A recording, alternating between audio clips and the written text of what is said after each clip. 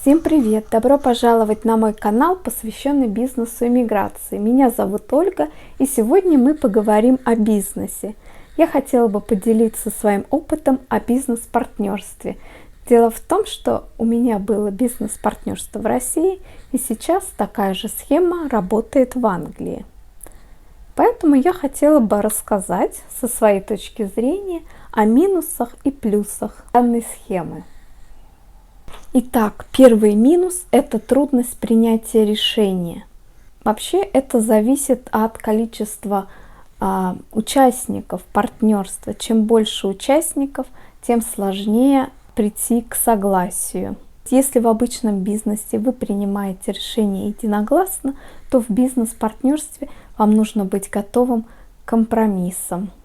С этой проблемой я сталкивалась в России, и сейчас в какой-то степени она тоже присутствует в бизнес-партнерстве в Англии.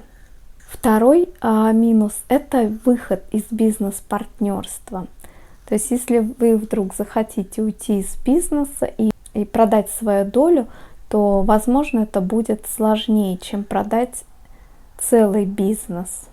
И самый оптимальный вариант, если ваш партнер или кто-то со стороны партнера захочет купить вашу долю. Тут главное договориться о цене. С этой проблемой я столкнулась в России, когда продавала свою долю. И третий минус – это нечестность партнеров.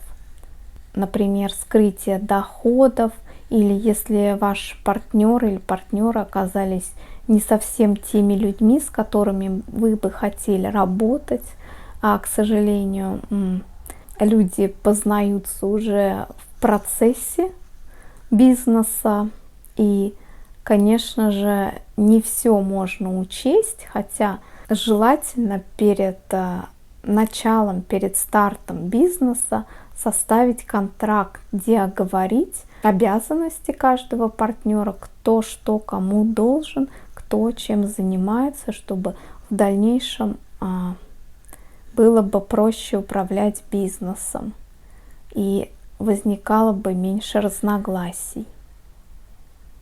И, конечно же, нужно осуществлять контроль своевременно за расходованием финансовых средств, финансовой отчетности. И, конечно же, при составлении контракта с вашими партнерами нужно учитывать интересы обеих сторон. Как говорят англичане, концепция win-win, чтобы каждый имел свою выгоду от этого партнерства. Тогда и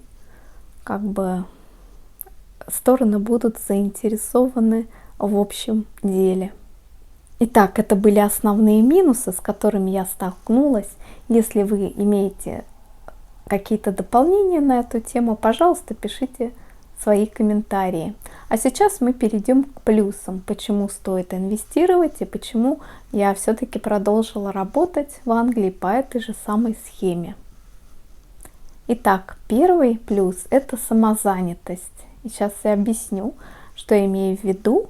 То есть, когда вы создаете такое бизнес-партнерство, вы сами можете работать, не просто инвестировать деньги, но и работать, применять свои профессиональные навыки на благо компании и получать зарплату. Таким образом, вы имеете сразу два дохода. Это зарплата и дивиденды.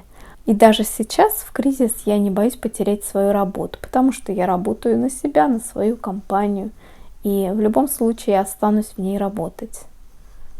Какие бы трудные времена мы не переживали. Хочу пояснить, что на данный момент мы не сокращали ни одного сотрудника в нашей компании.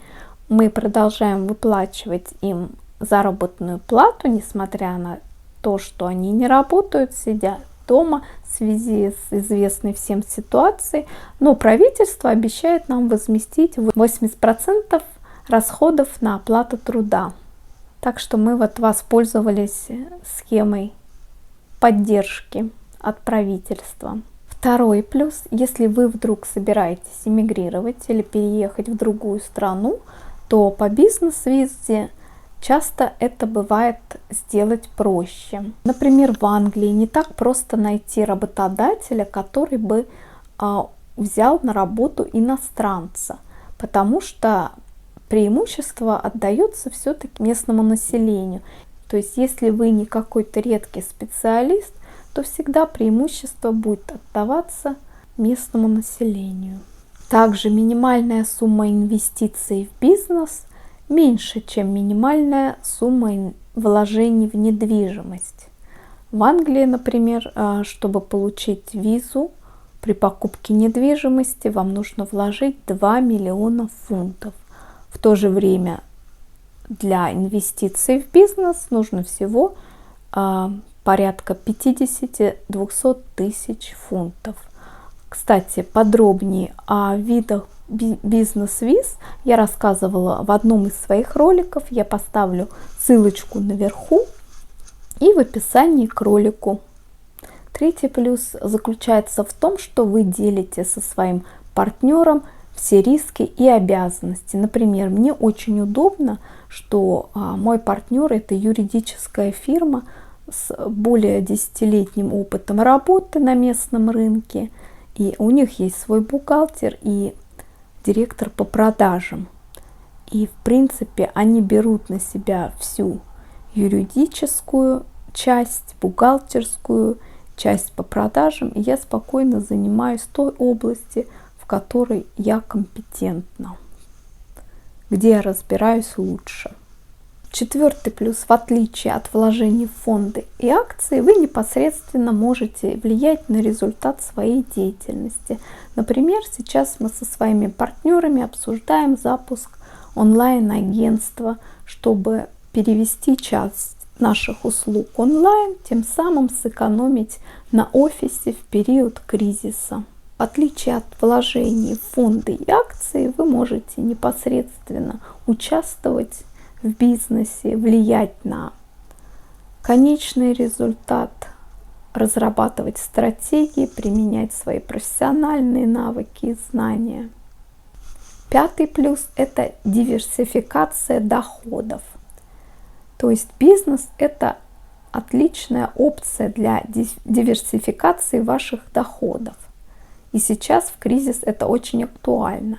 Например, сейчас арендодатели жалуются на то, что арендаторы отказываются или задерживают платежи, ссылаясь на кризис. Сейчас мы помогаем таким владельцам оформить юридически правильно письма своим жильцам, найти компромисс. То есть мы как бы пользуемся ситуацией и предоставляем на рынок услуги, которые востребованы в кризис. Итак, это были основные плюсы. Вкладываться в бизнес-партнерство или нет, решать, конечно, вам. Пишите в комментариях, что вы думаете на эту тему. И всем пока. До скорых встреч.